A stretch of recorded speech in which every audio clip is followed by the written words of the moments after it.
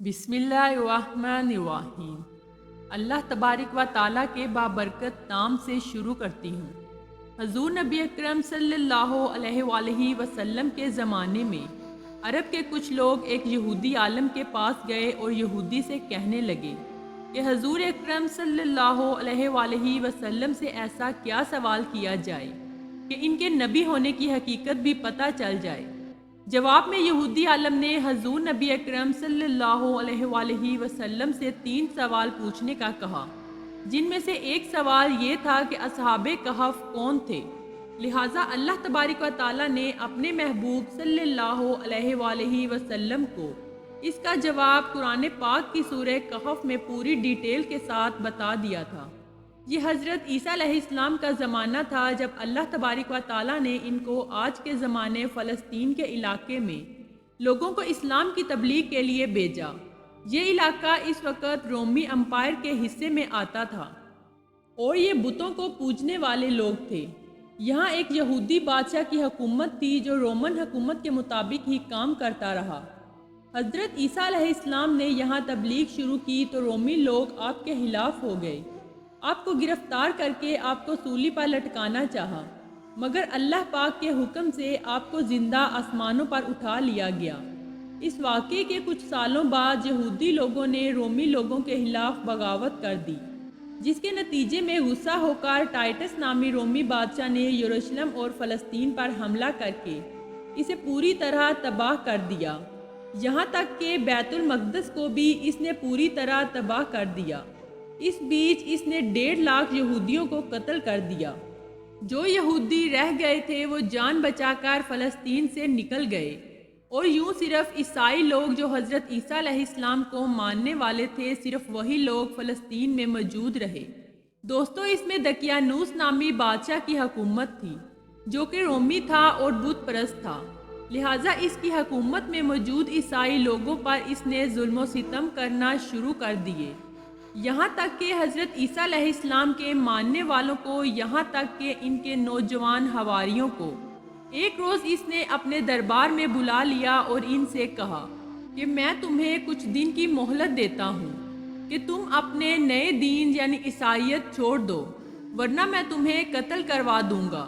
حضرت عیسیٰ علیہ السلام کو ماننے والے یہ لوگ دراصل اصحاب کہف تھے، جن کے واقعے کا ذکر قرآن پاک کی سورہ کہف میں ڈیٹیل کے ساتھ موجود ہے۔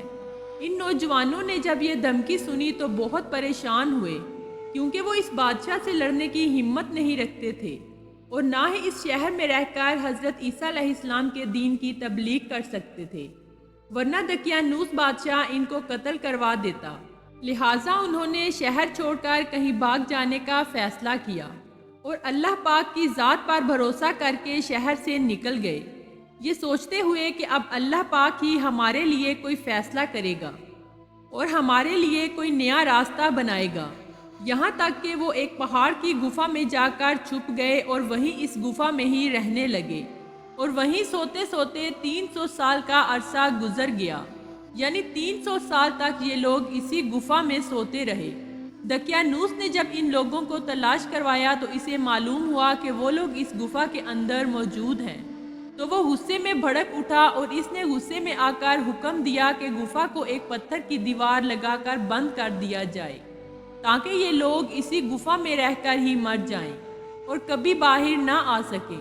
جبکہ اس نے جس شخص کو یہ کام سونپا وہ بہت ہی نیک اور ایماندار تھا۔ اس نے اصحاب کہف کے نام ان کا واقعہ لکھ کر ایک تانبے کے بکسے میں رکھ کر دیوار کی بنیادوں میں رکھ دیا، اور اسی طرح کی ایک اور تختی شاہی خزانے میں بھی رکھوا دی۔ اسی 300 سال کے بیچ دقیانوس بادشاہ مر گیا اور کئی بادشاہ اور کئی حکومتیں آئیں اور چلی گئیں، یہاں تک کہ 300 عیسوی میں رومن امپائر نے بھی عیسائی مذہب اپنا لیا۔ اس زمانے کے بعد یعنی 446 عیسوی میں ایک بیدروس نامی بادشاہ کی حکومت آئی، وہ بھی نیک دل بادشاہ تھا اور اس نے بھی 68 سال شان و شوکت سے حکومت کی۔ اس کے زمانے میں مذہبی فرقہ پرستی جب بہت زیادہ بڑھ چکا اور لوگوں میں مرنے کے بعد دوبارہ زندہ کیے جانے اور قیامت کا یقین ختم ہوتا جا رہا تھا، تو اپنی قوم کا یہ حال دیکھ کر بیدروس نامی بادشاہ بہت غمگین ہوا اور ایک روز اپنے کمرے میں جا کر بند ہو گیا۔ یہاں وہ اللہ پاک کی بارگاہ میں دعا کرنے لگا کہ یا اللہ کچھ ایسی نشانیاں ظاہر فرما کہ میری قوم کے لوگوں کا ایمان پھر سے تازہ ہو جائے، انہیں قیامت اور دوبارہ زندہ کیے جانے کا ایک اور خدا کے موجود ہونے کا یقین ہو جائے۔ اللہ پاک نے اس کی یہ دعا قبول فرمائی۔ لہٰذا ایک روز ایک چرواہا اپنی بکریوں کو ٹہرانے کے لیے اس گفا کے پاس پہنچا۔ یہ وہی گفا تھی جس میں اصحاب کہف موجود تھے اور اس میں سو رہے تھے۔ اس چرواہے نے کچھ لوگوں کے ساتھ مل کر اس گفا کی دیوار کو گرا دیا۔ دیوار کے گرتے ہی دیوار گرانے والے اتنے ڈرے کہ سب گھبرا کر وہاں سے بھاگ گئے۔ یوں اللہ پاک کے حکم سے اصحاب کہف اپنی نیند سے جاگے اور ایک دوسرے سے ملنے جلنے لگے۔ جب انہیں بھوک لگی تو اپنے ایک ساتھی جس کا نام یلمیہ تھا، اس نے کہا کہ تم بازار جا کر چپکے سے کھانا لے کر آؤ اور یہ بھی معلوم کرو کہ دقیانوس ہم لوگوں کے بارے میں کیا سوچتا ہے۔ جب یملیحہ گفا سے نکل کر بازار پہنچے تو یہ دیکھ کر حیران رہ گئے کہ شہر میں ہر طرف اسلام کا چرچا اور بول بالا نظر آ رہا ہے۔ یہاں کے لوگ کھلے عام حضرت عیسیٰ علیہ السلام کا کلمہ پڑھ رہے ہیں اور ان کے دین پر عمل بھی کر رہے ہیں۔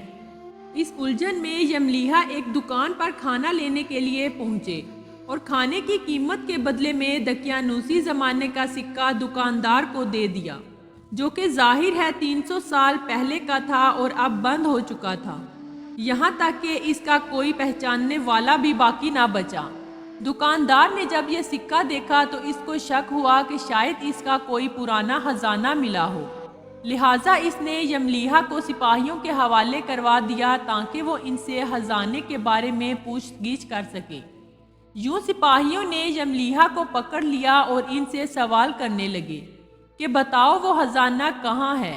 جواب میں یملیحہ نے کہا کہ میرے پاس کوئی خزانہ نہیں، یہ ہمارا ہی روپیہ ہے۔ سپاہیوں نے کہا کہ یہ ہم کیسے مان لیں کیونکہ یہ سکہ تو 300 سال پرانا ہے، جبکہ تم لوگ ابھی جوان ہو، لہٰذا سچ سچ بتاؤ کہ معاملہ آخر کیا ہے تاکہ اس کا کوئی حل نکالا جا سکے۔ جواب میں یملیحہ نے کہا کہ پہلے یہ بتاؤ کہ دقیانوس بادشاہ کا کیا حال ہے۔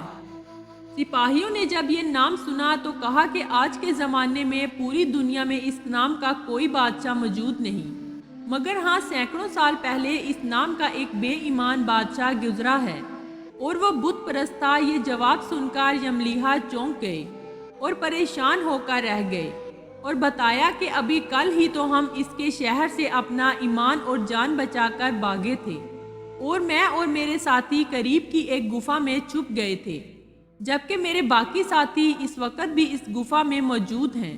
تم لوگ میرے ساتھ چل کر خود ہی ان کو کیوں نہیں دیکھ لیتے؟ جب سپاہی اور شہر کے لوگ ایک بڑی تعداد میں اس گفا کے پاس پہنچے تو اصحاب کہف یملیحہ کے انتظار میں تھے کہ انہوں نے آنے میں بہت دیر کر دی ہے اور شاید بادشاہ نے یملیحہ کو گرفتار کروا لیا ہے۔ جب گفا پر بہت سے آدمی پہنچے تو لوگوں کا شور سنائی دینے لگا، تو اصحاب کہف سمجھے کہ شاید دقیانوس کی فوج ہماری گفا کا پتہ لگا کر ادھر تک آن پہنچی ہے، لہٰذا وہ اللہ پاک کے ذکر و اذکار اور حمد و ثنا میں مشغول ہو گئے۔ سپاہیوں نے گفا پر پہنچ کر وہ تانبے کا بکسا نکال لیا اور اس کے اندر سے تختی کو نکال کر پڑھنے لگے تو وہاں اصحاب کہف کا نام اور یہ لکھا ہوا تھا کہ یہ مومنوں کی جماعت ہے اور اپنے دین کی حفاظت کے لیے دقیانوس بادشاہ کے ڈر سے اس گفا میں چھپے ہوئے ہیں، اور دقیانوس نے غصے میں آ کر اس گفا کو بند کروا دیا ہے، لہٰذا جب کبھی بھی گفا کا منہ کھلے تو لوگ یہاں سے اصحاب کہف کا حال معلوم کر سکیں۔ سپاہی یہ دیکھ کر حیران و پریشان رہ گئے اور جب کچھ سمجھ نہ آیا تو اپنے بادشاہ بیدروس کو اصحاب کہف کی خبر دی۔ بیدروس بادشاہ نے جب یہ خبر سنی تو فوراً اپنے سپاہیوں کے ساتھ اس گفا کے پاس پہنچ گیا۔ اصحاب کہف نے گفا سے نکل کر بادشاہ کو پورا واقعہ بتایا۔ بیدروس نے سجدے میں سر رکھ کر اللہ پاک کا شکر ادا کیا، یا اللہ میری دعا قبول ہوئی اور تو نے ایسی نشانی ظاہر کر دی کہ انسان موت کے بعد زندہ ہونے کا یقین ضرور کرے گا۔ اس کے بعد اصحاب کہف نے بے دروس بادشاہ کو دعا دی کہ اللہ پاک تمہاری بادشاہی میں برکت عطا کرے، اور سلام کرنے کے بعد دوبارہ اسی گفا میں واپس چلے گئے اور دوبارہ وہیں جا کر سو گئے جہاں سے بیدار ہوئے تھے۔ لہٰذا اسی نیند کی حالت میں اللہ پاک نے اصحاب کہف کو موت دے دی۔ بادشاہ بیدروس نے سال کی لکڑی کا بکسا بنا کر اصحاب کہف کی لاشوں کو اس میں رکھوا دیا۔ بیدروس بادشاہ نے گفا کے دروازے پر ایک مسجد بھی بنوا دی اور سال میں ایک دن فکس کر دیا جس میں لوگ اصحاب کہف کی قبروں کو دیکھنے کے لیے آتے تھے۔ اصحاب کہف کی تعداد کے بارے میں علماء کرام کی بہت ساری رائے پائی جاتی ہیں۔ حضرت عبداللہ بن عباس رضی اللہ تعالیٰ عنہ فرماتے ہیں کہ اصحاب کہف تعداد 7 تھی، جبکہ 8واں ان کا کتا تھا۔ یہاں سوچنے کی بات یہ ہے کہ یہاں کیسے ممکن ہوا کہ اصحاب کہف پر 300 سال کا زمانہ گزرنے کے بعد بھی ان کے جسم میں کوئی بدلاؤ کیوں نہ آیا؟ سائنس کے حساب سے ایسا تب ممکن ہو سکتا ہے جب تھیوری آف ریلیٹیوٹی کے مطابق اس گفا میں جہاں اصحاب کہف لیٹے ہوئے تھے، اس جگہ کا گریویٹیشنل باہر موجود جگہوں سے بالکل کم ہو گیا ہو یا پھر تقریباً ختم ہو گیا ہو، لہٰذا ان کے لیے وقت رک گیا ہو اور ان کے آس پاس کا وقت چل رہا ہو۔ مگر تمام جہانوں کے پالنے والے رب کے لیے، جس کے قبضے میں دنیا اور کائنات کا نظام موجود ہے، کچھ بھی ناممکن نہیں۔ یہ تو محض ان سوچ کی حد ہے کہ اللہ پاک کے لیے سب کچھ کن فیکون کی دوری پر ہے۔ مجھے امید ہے ہماری آج کی یہ ویڈیو آپ کو کافی انفارمیٹیو لگی ہوگی اور پسند آئی ہوگی۔ اگر ویڈیو آپ کو پسند آئی ہو تو ویڈیو کو لائک اور شیئر ضرور کیجیے گا۔